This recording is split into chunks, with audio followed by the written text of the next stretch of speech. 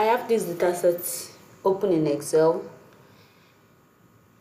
and it's a drug arm score of people living in the UK. So let's get started. Let's do a step-by-step cleaning of this data. After cleaning the data, the second thing we are going to do is to replicate the data cleaning process on the same data set. So this is particularly useful for people who are always dealing with the same data structure. Maybe you're a sales rep or call attendant or whatever. Then you clean a data set almost the same way every time. So this video may be for you. So let's get started. I have this data set, so I'll go to my data tab. From my data tab, I'll go to get data, and I want to get this data from my text or CSV file. It's a text file.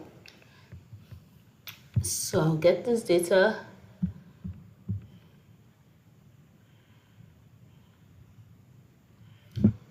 So I'm getting the data from my desktop, and yeah.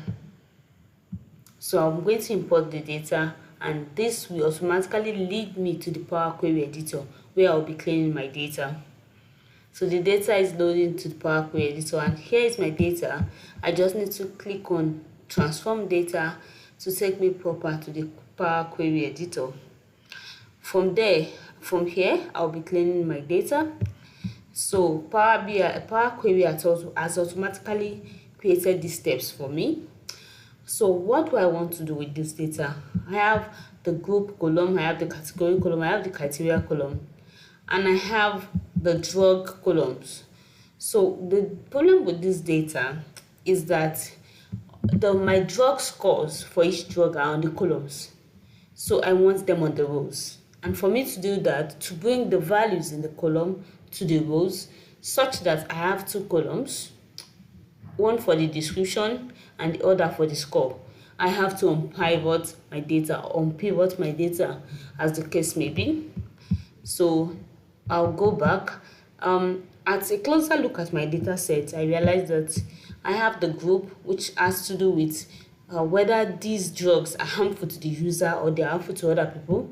I have the category, which shows the type of harm this drug is causing to either the user or to other people. Then I have the criteria. So I feel the criteria column is not relevant to my analysis. So the first thing I may be doing is to remove this column. So I'll remove my column. So the next thing I want to do is to unpivot all these drugs column. So I have two options. Is that I unpivot those columns, select all those columns, unpivot them, or select the columns that I do not want to unpivot, then unpivot the other column. So I'll be choosing the second column. So let me right click. So I have two options: unpivot other column and unpivot columns. If I had selected the drug column, I'm going to use unpivot columns. If I select these two columns, I'm going to use unpivot other columns.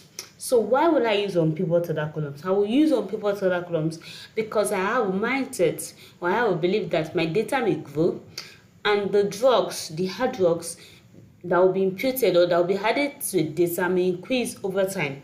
So to be on the safer side and to future-proof my data, the best thing for me to do is to unpivot other column in this case. So I'll select my two columns. Select this. Go down my control key, select this. Then right click and unpivot other column. So other columns has been unpivoted, and we can see how clean our data is. We have the alcohol, then we have the value. So I'm going to rename these two drugs. I'm going to rename these two drugs, and I will rename these to drug arm score. I'll name this to drug. I'll name this to drug arm score. Drug arm score. Then I can just decide to put this in, rename it by putting it in a proper case. So the group will have the capital G, and the category we have a capital C. So just that. I'll click enter. So I have my data, and after this unpivoting, before the unpivoting, what I have is under my column profiling, I have 22 columns and 16 rows. Then after unpivoting other columns, I have 4 columns, and 320 rows. So I feel there's still data cleaning process I need to do.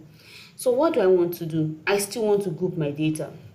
I want a situation where I have all their core, heroin, crack, cocaine, I have them as one. So what I may do is to go back. So I'll just go to the last data cleaning process. What I may do is to go to my transform tab, go to the group by, then I will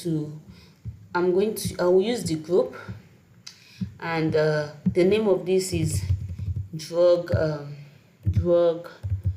let me just say drug scores. I'll call it drug scores. Then I want to sum, and what do I want to sum? I want to sum the drug and score column. So what I want to do is I want this grouping to be by the group column. Then I want the new name to be drug score sum, and I will click on OK. So we can see what we have: armed to others and armed to users. But really, this is not what I want to do. But this is just to show us how we can do this. So now I have just 2 columns and 2 rows. So it has been summarized. But what I really want is I want to show this grouping, not by just group, but by 3 different grouping. So I want to show it by, I will click on advanced. Then I want to add the grouping. I also want to group by category, and I want to group by drug. So this, if you are familiar with Excel, this is just like filtering or grouping your data by 3 different criterions. So we have group. So yeah, what do I still, my other criteria still remain the same. So I'll just click on OK. So now we have 4 columns and 120 rows. This is perfect, and this is what I want.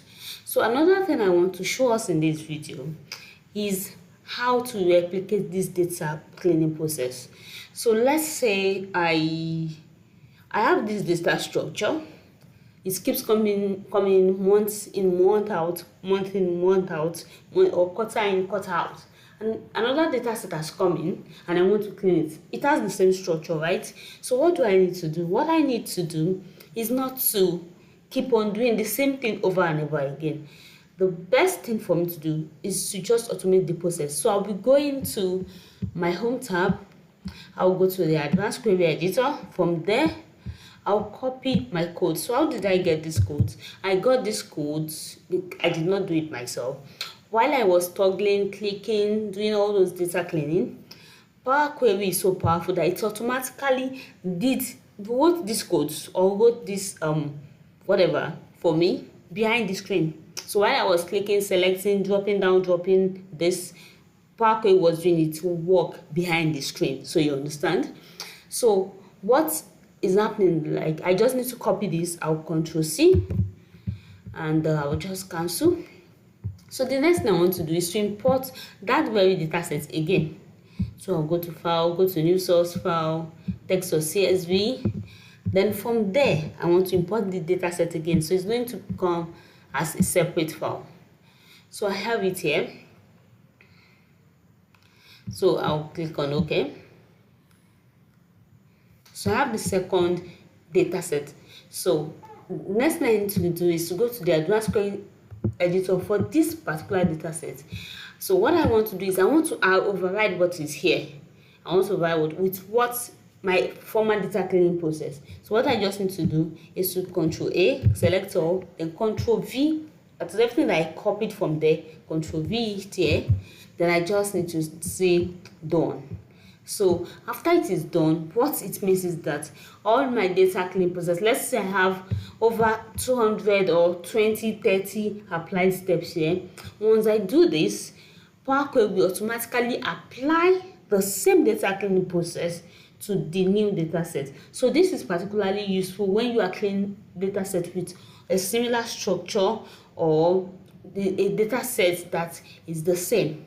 So you don't need to start the data cleaning process. All the apply set that is like 20, 30, you don't need to do that again. Just copy the M code through the advanced query editor, then paste it on your new data set, and like that. You have your data clean just the way you want it. Thank you. So you found this video useful, remember to subscribe to my YouTube channel. See you in the next video.